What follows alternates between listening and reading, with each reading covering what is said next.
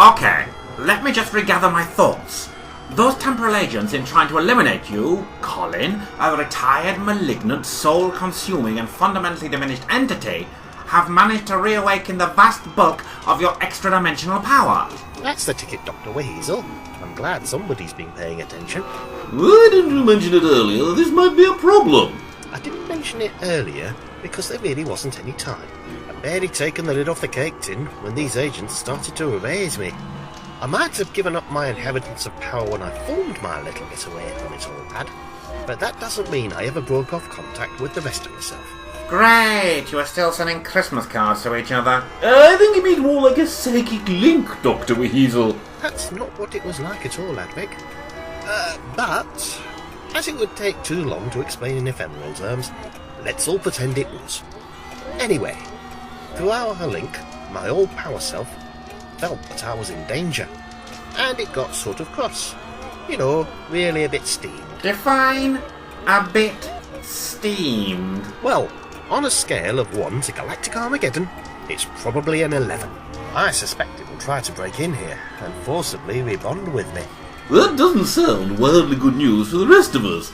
Or for that matter, the whole of creation. Right you are, Advick.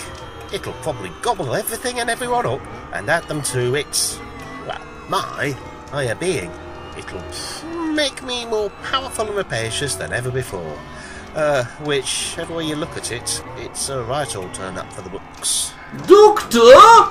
Do something! Stuck in a pocket handkerchief-sized dimension with a retired dark god, 2 cosmic investigators and his ever-present companion Advick Goose, Dr. WHeasel is now so far out of his comfort zone, he might as well move into IKEA on a bank holiday Saturday in August for the rest of eternity. But is there still a glimmer of hope out here on the edge of forever in Doctor WHeasel and the Apotheosis of Colin, Part 4? On the plus side, they're outside and we're in here. Colin, my old sort of evil god chum, what kind of active defences does your townhouse pack? Active defences? Oh, you mean weaponry and the lag? Oh, nothing really, I'm afraid, Dr. WHeasel. Never gave it any thought to it, really. Given before today I'd spent countless quiet millennia undisturbed and alone. Trust us to turn up on open house day. The fabric shell of this dwelling is not constructed from mundane matter, Advick Goose. It should protect us against that. I have my doubts, Bronze.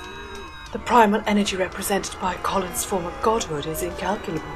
This dwelling may be indefinitely stronger than it appears, but I fear the entity may yet be stronger. And possibly very, very determined to re-merge its essence with mine. Doesn't sound like the prospect particularly appeals, Colin. Not in the slightest, Advick. I've been retired from all that soul-devouring for an eternity. I'm not even sure if my essence could survive re-merging with something so diametrically converse to my present state of being. I'm not sure you're going to get a choice in the matter. Can't your 2 agents use your power and vaporise that thingy, or, maybe freeze it in time like you did me and the goose? Kindly don't remind me about that, Doctor. It's not an experience I want to repeat. Our powers are vast, it's true, but in this pocket realm they are diminished. Even in the universe proper, I have my doubts that we two alone could contain an entity with that degree of malevolent fury. Perhaps if other FIA operatives were here, we might be able to contain it in a prismeric tesseract. Great! Simply fabulous! When it comes to stitching up ephemerals like me and the goose, you're fine. But when it comes to genuine and ravening monstrosities from before the dawn of space-time, you're about as much use as a farce in a colander. I couldn't have put it better myself, Dr. WHeasel. Emerald and Bronze have been assigned to do bugger all about anything useful. Wait a minute. I have a weasel wheeze. Is this the idea that wearing clothing's holding the development of society back again? You know what you can do with that notion. Give over, Advick. You know some breeze on your undercarriage would do you the power of good. But that's a topic for another day. Assuming there is another day. This wheeze should get us out of here. Colin, could I borrow your electric kettle? My kettle, Doctor? Even I think things have advanced beyond the power of tea to solve. Always the tea, every flipping time. Just go and fetch it. There's a good ex-god.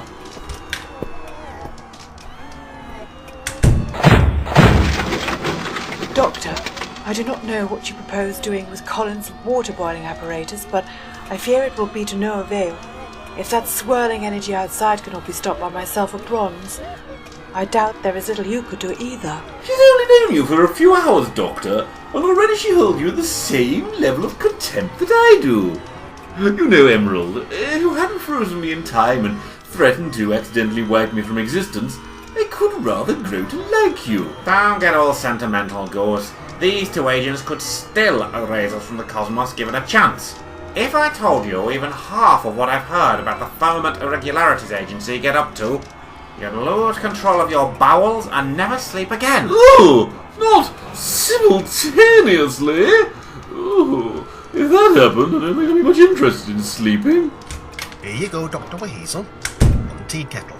Although I really don't know what good it'll do you. I mean, I've not even descaled it in millennia. It'll do me fine. Thanks, Colin. Now, if I just tweak this, and throttle that, and maybe give the rheostat the old 4, 5, 6, and there you go. There you go. All you achieved is ripping off one of your jacket pockets and stuffing it down the spout.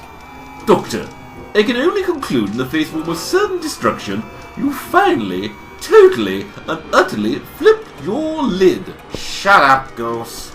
Right, Mr. Bronze, if you'll be so kind as to throw the front door open when I say so. Doctor, as non-corporeal entities, Emerald and I might be able to survive that creature long enough to escape this pocket dimension. But if I open that door, all hell is going to come storming inside! Yeah, certain death, higher taxes, unexpected trips to the dentist. Sorry, but I've heard it 1,000 times before. And all that to one side, open that door now! Eat paradimensional boiling water apparatus, you dimensional demon thingy!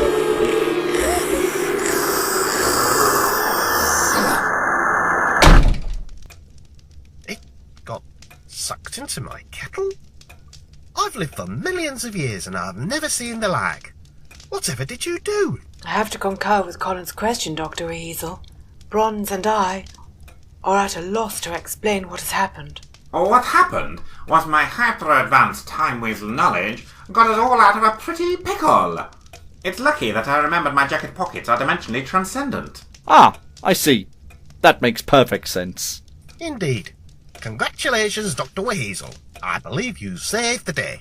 I am almost speechless that an ephemeral could display such ingenuity. No, sorry. Can I could just call a halt on this WHeasel lovin'?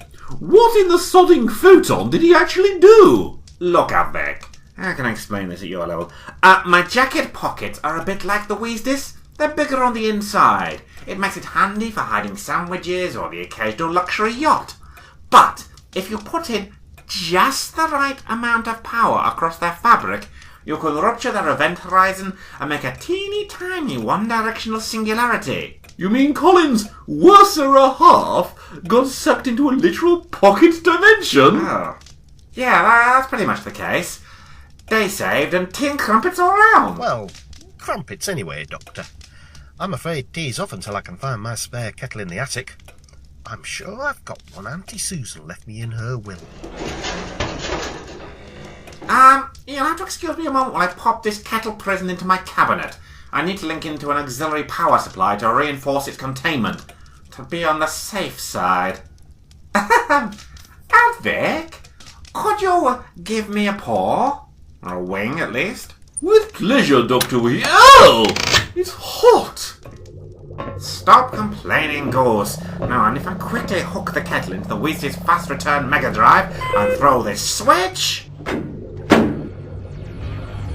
it can power us right out of old Colin's dimension and away from those elemental loonies. Yeah. Isn't there a chance the Dark God can break free?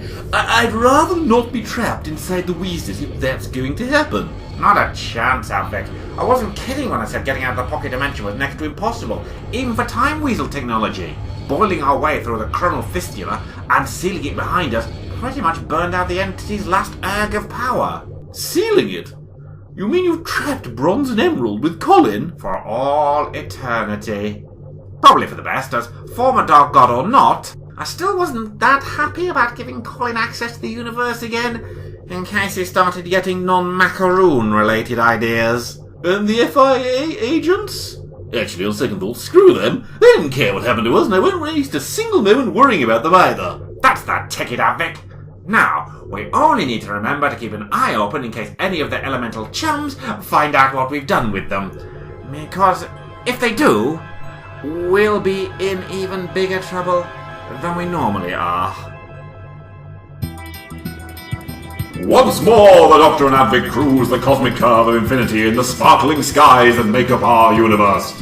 But as they strike out into reality once more, ahead lies a problem that's going to tax their resources to the very limit. That's right, they're heading off to encounter higher education and superior villainy in Doctor WHeasel and the Enemy of the University, Part 1! Doctor WHeasel is a Weasel Telly Audio Enterprises production featuring Randolph Weaseling as Dr. WHeasel, Quentin Goose as Advick Goose, Joe Scott Darrell as Emerald, Simon Hart as Bronze, and John Gallacole as Colin.